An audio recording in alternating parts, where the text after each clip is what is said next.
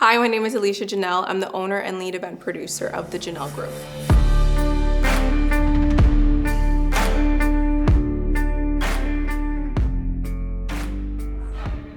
Yeah, we're all set. Okay, question number one.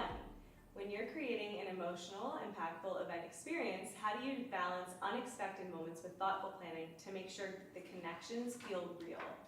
It's a really good question. I think when we think of the strategic value of bringing people together, there's kind of two different sets of people that are attending an event. We have the speakers and the hosts, and then we actually have the participants. And both sets of people are actually looking for connection.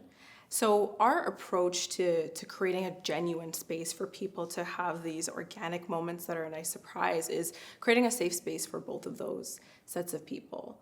For the consumers or the participants, we try to approach the flow and the experience for them kind of like the Disney World feel. If you've ever been, it's a space that as soon as you arrive there, you don't have to think about anything. You don't need to be, you don't need to think about where do I go, where do I put my things down. It is all solved for you with all of the support of the staff that's there. And so from a participant standpoint, we try to create that flow for them. So when they arrive, they feel supported, they feel at ease, and they can just enjoy themselves and connect.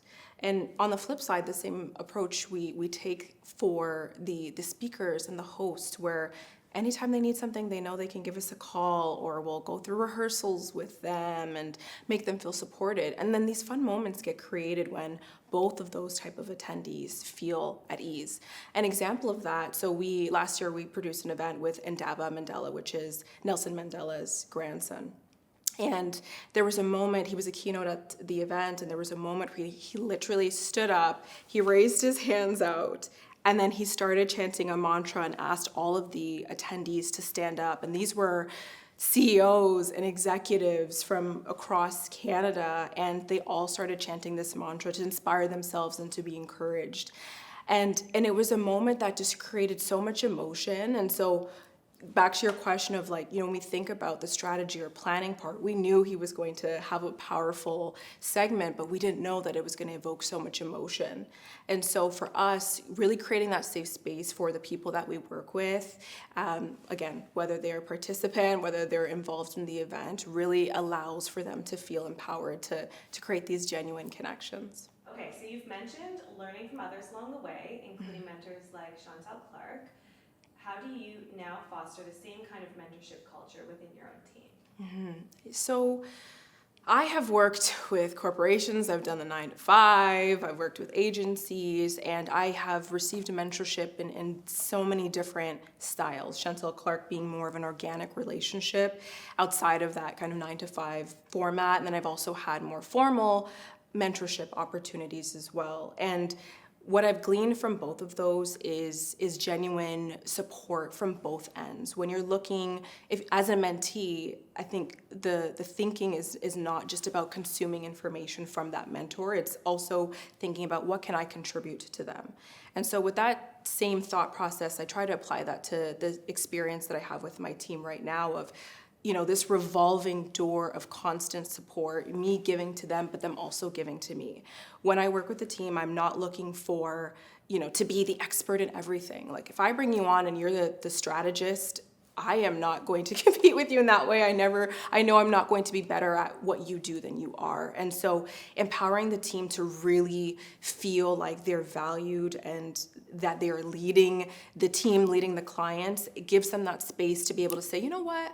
I really don't want to do budgets anymore. This is not my area of, space that I'm excited about. Or, hey, I really want to tap into getting more involved in design and creative. And what do you think about that? And so creating that environment where it's a continued shared experience that's open and transparent has really allowed me to be a mentor in the way that I've experienced and continue to experience with mentors like Chantal. Which trend in event production are you most excited about, and how do you plan to bring it to life? So I really enjoy this trend of getting speakers that are, participating in the event that are not your typical keynote. They are, your genuine connections or people that we've met or found online that really provide value and are experts.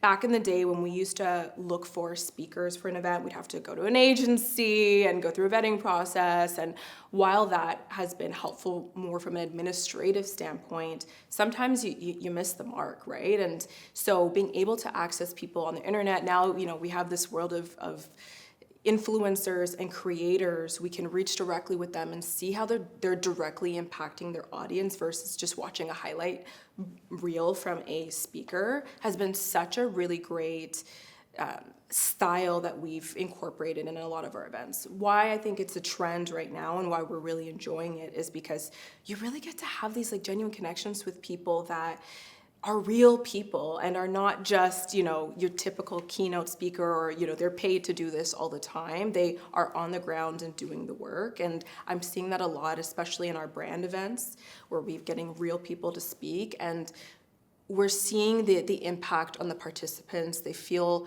more heard, more valued, and more excited, and become in turn more loyal to the brand that they are, participating in. Do you approach creating experiences for Gen Z different than millennials or older generations? And then part two of the question, which we can also answer in two parts if you like, is what stands out most about Gen Z expectations or values? Yes, and yes, definitely. I think we have to be really intentional with our planning differently than, with Gen Z than with the millennials, which I am one, and the older generations. Why? Because there's just so much content that is available that people get so inundated with information online, and then what that does is it disconnects you from the material that you're connected with, and it disconnects from brands. So with the Gen Z demographic, we do a lot of data research on, them as well as the content that's going to be shared. And we also ask them, like, what do you guys want to see? Like, we'll send out surveys prior to the event to get their direct feedback because they do want to feel much more involved. It takes a lot more for them to become loyal for an event. Now, I was reading an article the other day that was saying for registrations to actually encourage someone to press register now, you have to send out over 21 emails just to inspire that versus previously in the past you would have to send 3, maybe 4. And so for us, what we're really seeing is, okay, how do we get them much more involved? And by doing outreach like that, it's just been so much more impactful. They also need a lot of breaks. So gone are the days where, it's an 8-hour, one person on stage chatting and talking about, whatever the content is. Now we have to break that up in more of a TEDx style, for example, where, 18 minutes you're on stage and that's it, and giving breaks in between throughout the day for them to step away. And so we've really had to rethink what events look like, and by asking them directly, as well as we have Gen Z team members as well, just getting that direct feedback has been so helpful for us to shift things that we've needed to make it more eventful for them. I think they really get overwhelmed a lot, and because of that, which I totally get, I'm overwhelmed. Like, I don't think our brains were made to consume this amount of information that we have access to. So as a result of that, what I've seen is back to the breaks that I was talking about, really creating a lot of different spaces for them to step away. So whether that's having a brain break room where they can just go and just have a moment to themselves, whether it's throwing up some desks so that they can step away and write a couple of emails, or incorporating some wellness activities as well that they can choose to participate in if they want to. So I think that's kind of how we've approached it, because certainly they need a lot more breaks, which I totally understand. And then also for us, just really getting that direct feedback and doing a lot more research on the content that we are, our clients are presenting to them. Yeah. It's so interesting hearing all these different perspectives. It's not something I would have thought of before, so hearing about it's really interesting. Yeah. Okay, this is a fun question.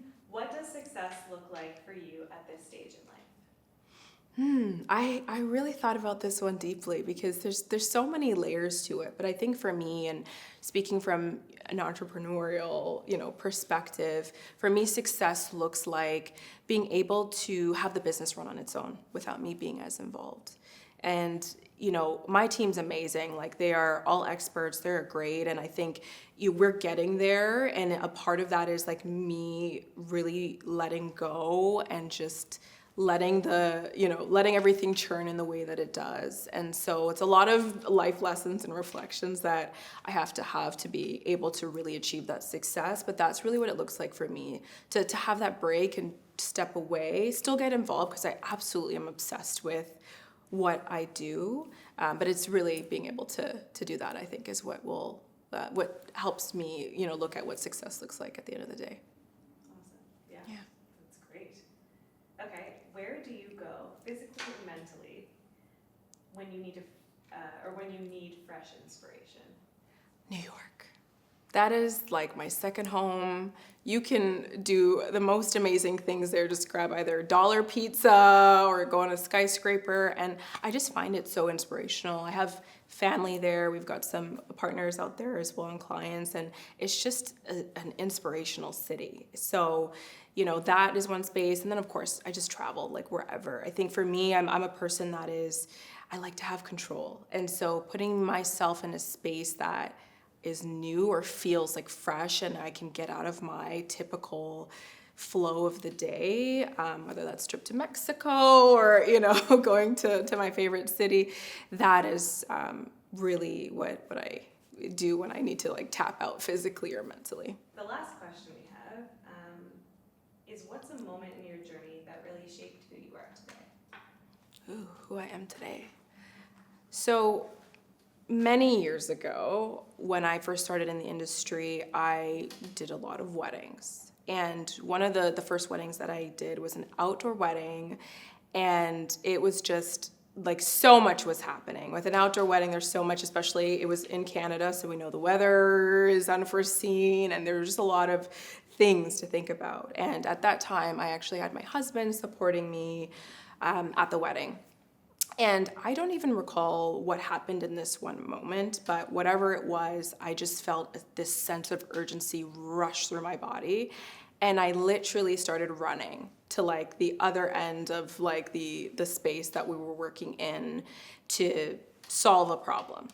And once that got solved, my husband like pulled me to the side and he just said, whatever stress that you were going through, you brought everyone a part of that because of the running. Like, you brought so much attention to that.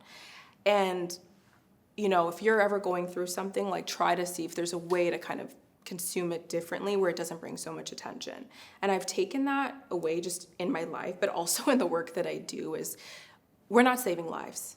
So, take a moment, take a breath, and let the running happen in your head, but don't let it come out. And as a result of that, I've had so many of my clients that will say, like, I don't understand why you're so calm. Meanwhile, I'm freaking out in my head, but I am, trying to keep that Zen, that Zen aura. And that's also helped me in my personal life to just take a moment. Being a perfectionist, I always want things to be a certain way, and that can be really frustrating. And so it's grounded me in a way to just maintain that calmness, and you let 60 seconds of that calm kind of take over you, and whatever issue was at 10 out of 10 prior to that moment is now maybe a 4 out of 10, and then you can actually start to solution. So that was a moment that I often reflect back on that has changed just my trajectory in my life, for sure. What's one thing you're excited about right now? Ooh, that's a really good question. I mean, there's so many things I feel like I'm excited about. I mean, our team is growing and we're expanding and doing more work globally. So that's been just a point of like celebration for me. We have a boutique event production team, and whenever there's, we're bringing on someone new, it's a process, right?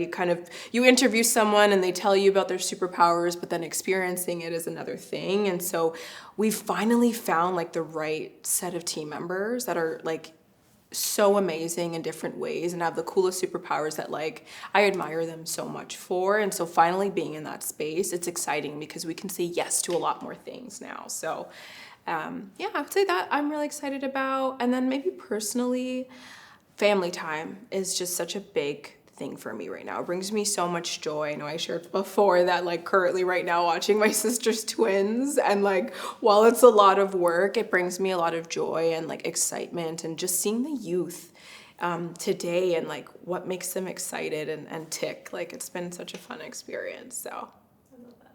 yeah. That's cute. I feel like they bring such like fresh energy. They into, do. Like they don't know yet. You know? Exactly. They don't know anything yet. Yes. So it's like, I don't know, it's optimism. It's like real core human emotions that are coming through these kids. And it's like refreshing. Yeah. It is. What's a recent win, big or small, that you're proud of? Oh, you're hitting them like hard. Oh gosh.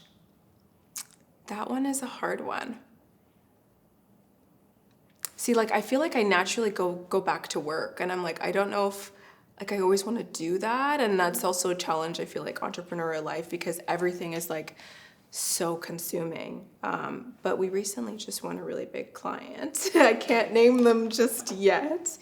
That we've been working on for some time now. And I think, you know, what if anyone has gone through the RFP process, which is so brutal and should totally be rethought, it is exhausting. You're giving your all into something that like you do not know if you're going to get.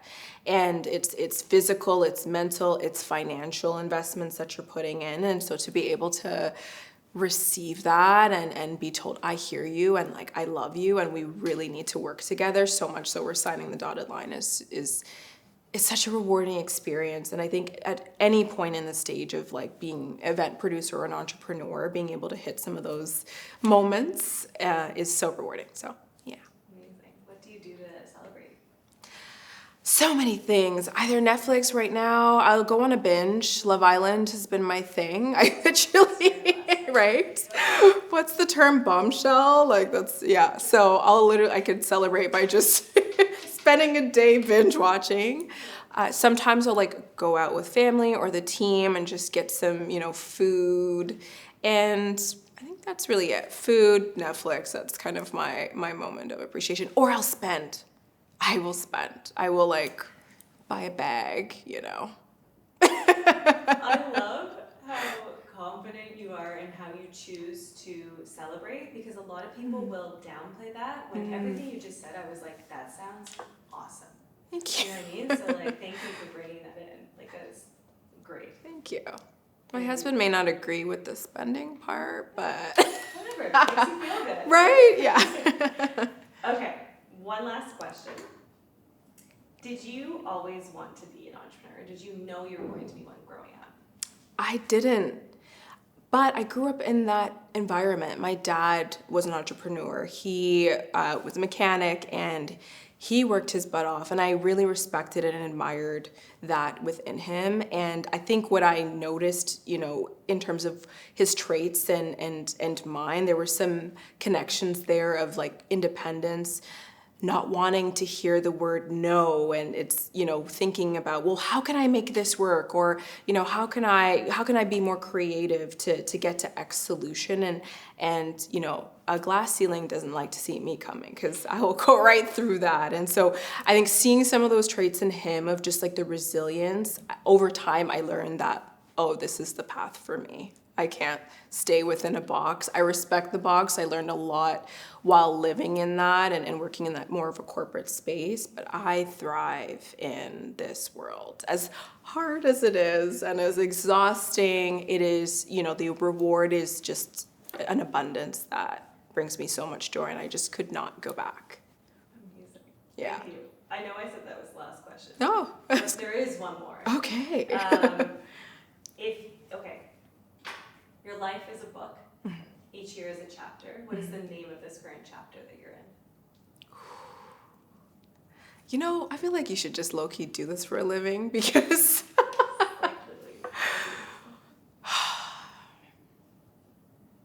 oh my gosh, what is the name of the chapter that I'm in?